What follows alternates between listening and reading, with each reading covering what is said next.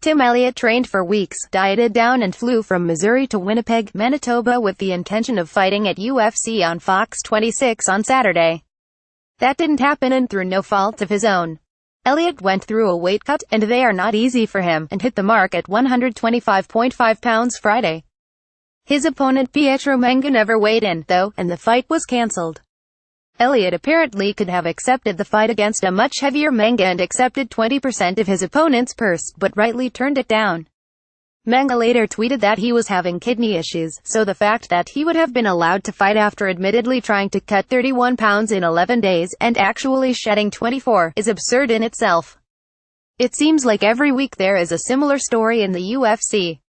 At UFC Fresno last week, the California State Athletic Commission (CSAC), which has been aggressive in combating extreme weight cutting, moved up a flyweight fight to bantamweight because fighter Carl's John De Tomas was significantly heavier than the 10% above the weight class guidelines. A week before that, Sahara Eubanks lost a chance to compete in the first-ever UFC women's flyweight title fight against Nico Montano due to kidney failure. Eubanks, who walks in the 150s, was trying to cut too much weight, and 3 brutal weight cuts on The Ultimate Fighter 26 likely wrecked her body, she said a few days later on the MMA Hour. The UFC has lost multiple main events and title fights due to weight-cutting mishaps this year. Extreme weight cutting via severe dehydration is affecting fighter health and safety and hitting the world's leading MMA promotion in the wallet, to boot. While there is no simple solution, nor a single regulation that will squash the problem, it's far past time to make changes. CSAC has been the leader in weight-cutting reform, and the UFC's team, led by Vice President of Athlete Health and Performance Jeff Nowitzki, has made inroads, but it still seems like the problem is greater than ever. While Nowitzki and the UFC doctors have put a halt to dangerous weight cuts during fight week relatively often over the last 2 years, there must be a way to nip this in the bud before it ever gets to the point where a fighter has to be taken to the hospital due to kidney failure. I don't know how many times I have to write this phrase, but the weight cut should not be more dangerous and detrimental to long-term health than the actual fight. One of the provisions of CSAC's 10-point weight-cutting plan is more accountability for matchmakers and promotions. This is not just a commission problem. The UFC must take some more responsibility for booking potential fights that end up with a combatant in the emergency room before he or she even enters the octagon. Take De Tomas for example. He was booked into a 125-pound fight with Alex Perez at UFC Fresno last week. The last time De Tomas tried to make 125, he was way far off the mark, 5 pounds overweight, last June in Singapore. If someone misses weight by that much, it might be time to realize that they shouldn't be fighting in that division.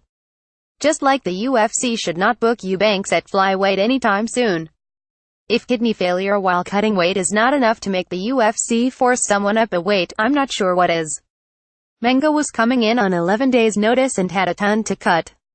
Who knows what he or his management told UFC matchmakers Sean Shelby and Mick Maynard about what his weight was when he accepted the fight.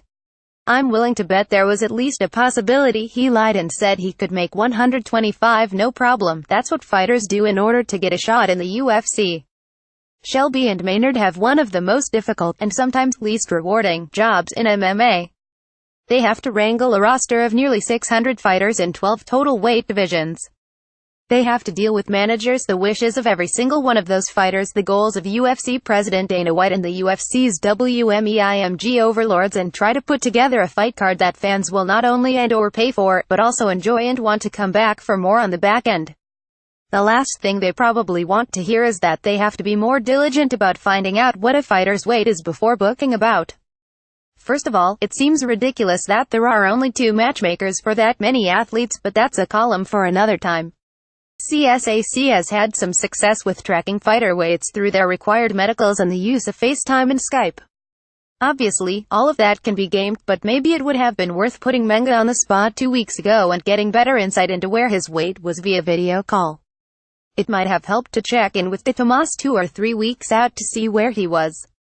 Perez said De Tomas came into fight week in Fresno at 145 pounds, he'd need to cut 16% of his body weight to make 125. Some have proposed random weight checks, kind of like how USADA pops in unannounced to collect urine and blood samples for drug testing. That would require an allocation of resources that the UFC probably wouldn't be comfortable with at this juncture. Who is going to be showing up at fighters' gyms to check their weight, and is that even an appropriate scenario for independent contractors?